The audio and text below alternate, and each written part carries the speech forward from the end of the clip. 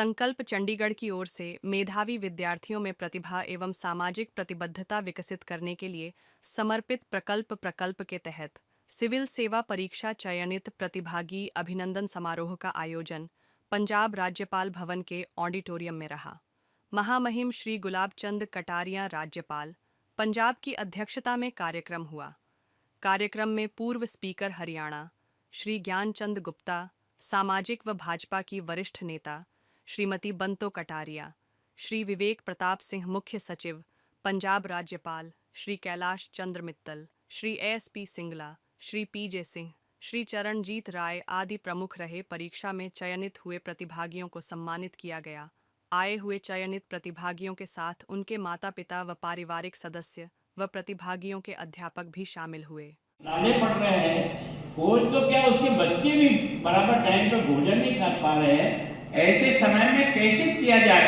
तो सारी धन दौलत उसके पुरखों की कमाई थी ना, वो सारी सोलर की असटियां ला करके उनके चरणों में रख दी कि आप इससे सेना तैयार करके युद्ध करो। तो वास्तव में भामाशाह तो है समाज में, लेकिन भामाशाह पैदा करने के लिए प्रताप का जीवन चाहिए। जब तक मॉडल नहीं होता है तब कोई समर्पण नहीं होता है। मॉडल देख करके आदमी अपने आप को समर्पित करता है। तो मैं सोचता हूँ आपने जिस प्रकार का इस संकल्प को बड़ा किया, खड़ा किया, और आप जितनी चिंता दिन भर रात भर करते हो, मेरे को बार बार टेलीफोन करते, मैं तो अभी आया हूँ। मैंने कहा था पिछली बार राजभवन में करो, इस बार भी राजभवन को, हमेशा राजभवन में ही करो आप इन सब बच्चों का सम्मान। नहीं किसके लिए? ये राजभवन किस बात के लिए? ये राजभवन अगर आयुष प्रतिभा को निभाने के लिए नहीं है, तो मैं आप जो सेलेक्ट हो गए उनको प्रार्थना करना चाहता हूं। आपके जीवन के आधार पर संकल्प की पहचान होगी। अगर आपके जीवन में कोई कमी रह गई तो ऐसा मानेंगे कि संकल्प में आपको तैयार करने में कोई कमी रह गई। इसलिए चुनौती आपको है कि आप इस सफलता के बाद अपने पीछे जो भाई बच गए हैं उनको कैसे सफलता की ओर लाए, कैसे इसमें देश को 2047 की भी चिंता मत करो आप। अभी चौथे स्थान पे आ गई आर्थिक गति के हिंदुस्तान, जो 11वें स्थान पे था, आज चौथे स्थान पर, और अगले साल आप जाओगे जब तीसरे पे होगा। 47 तक जाने की जरूरत नहीं है, क्योंकि अब देश का मन जिस तरह से बना है, कभी जीएसटी का कलेक्शन, जिसको टैक्स कलेक्शन था 67,000 पर मंथ था, आज की तारीख में 2 लाख करोड़ रुपया जीएसटी का प्रति महीना आने लगा है। इसका मतलब लोग देना चाहते हैं। व्यवस्थाओं को सुधारो ताकि हमको छूटने वाले नहीं आए, और अपना टैक्स आराम से देकर के देश निर्माण में कोई नहीं चाहता है। हर आदमी का मन होता है कि यार इससे अगर किसी गरीब के घर को अच्छा किया जा सकता है, उसको आगे बढ़ाया जा सकता है, तो कौन नहीं करेगा, करना चाहता है। लेकिन सिस्टम को सुधारना पड़ता है, और सिस्टम सुधारे तो अपने आप लोग सहयोगी बन जाते हैं। तो मैं सोचता हूँ ये जो सारा प्रयत्न अब तक जो कर रहे हैं, उसका एकमात्र जगह कोई है तो ये शिक्षण संस्थाएं है। अगर आपको भारत बनाना है तो इधर लोग झागड़े की जरूरत नहीं है। ये शिक्षा संस्कारों से कैसे जुड़े, ताकि व्यक्ति ये सोचे कि यार मैं जो आज जिस कुर्सी पर जाके बैठूंगा कलेक्टर, वो मेरे काका जी ने नहीं दिया है, वो हिंदुस्तान की गरीब जनता के टैक्स के पैसे से जो कॉलेज और विश्वविद्यालय बने ना, मैंने वहां शिक्षा प्राप्त की है, जहाँ खोमचे वाले का भी कर्जा उस पर पैसा लगा हुआ है, मेरा अकेले का नहीं है। उसने भी कुछ न कुछ देश निर्माण के लिए टैक्स दिया है। जैसे हम सब पढ़ के यहाँ इस कुर्सी पर आकर बैठे हैं, तो हमारा तो कर्जा उस देश की जनता के प्रति है, उस समाज के प्रति है।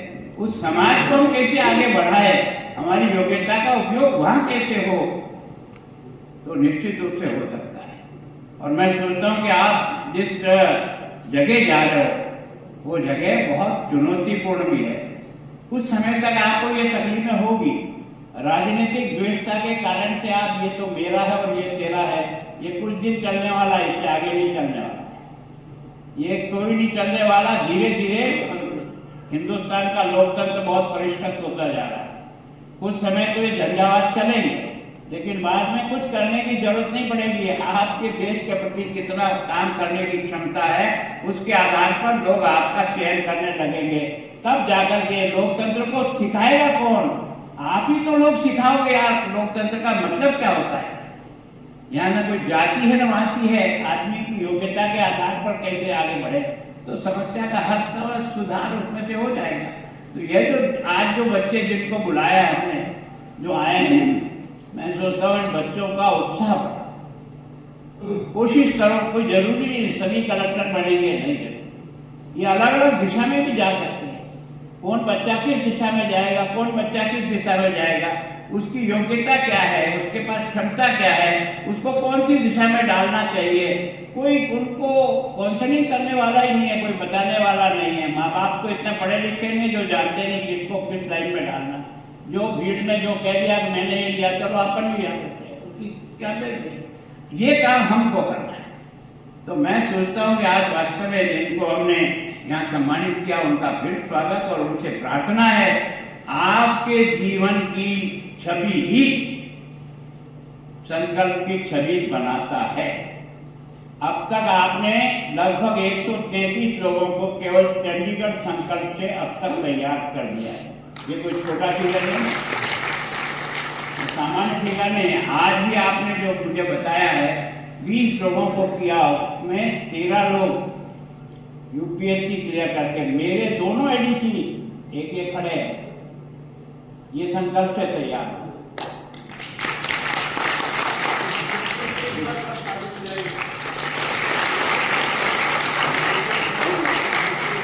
और इसके पहले जो थे मैडम, वो संकल्प से तैयार हो गए, जो अभी आपके अमृतसर ग्रामीण में एसपी।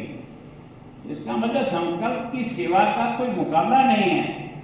अब यह है कि समाज संकल्प को कितनी मदद कर सकता है, कितना जल्दी ग्रो करने के लिए उसकी स्ट्रेंथ को बढ़ा सकता है। और मैं सोचता हूँ संकल्प इस बारे में भी तैयार करें, केवल एक ब्रांच में नहीं, अलग अलग ब्रांच के बच्चे भी तैयार होकर के कैसे आगे बढ़े, क्योंकि हर बच्चा यूपीएससी क्लियर कर लेगा इतना आसान नहीं, और कठिन परिश्रम करना पड़ता है, तब जाकर के उसको होता है। कई बार एक बार फेल हो जाता है, फिर सेकंड बार अटेम्प्ट करता है। और जो इन सर्विस रह करके भी अगर सिविल सर्विस में सेलेक्ट हो जाते हैं, तो इसका मतलब आपका योगदान तो है उसके जीवन में। तो मैं सोचता हूँ, मैं अधिक कुछ आपसे नहीं, क्योंकि आज पता नहीं अब राय साहब का कुछ ऐसे ही चमत्कार है। मैंने कहा यार समय बताओ कितना लगेगा, तो 1 घंटा। अब आगे दे दिया, उसे पूछे क्यों देर हुई। तो मैं कहता हूँ पहले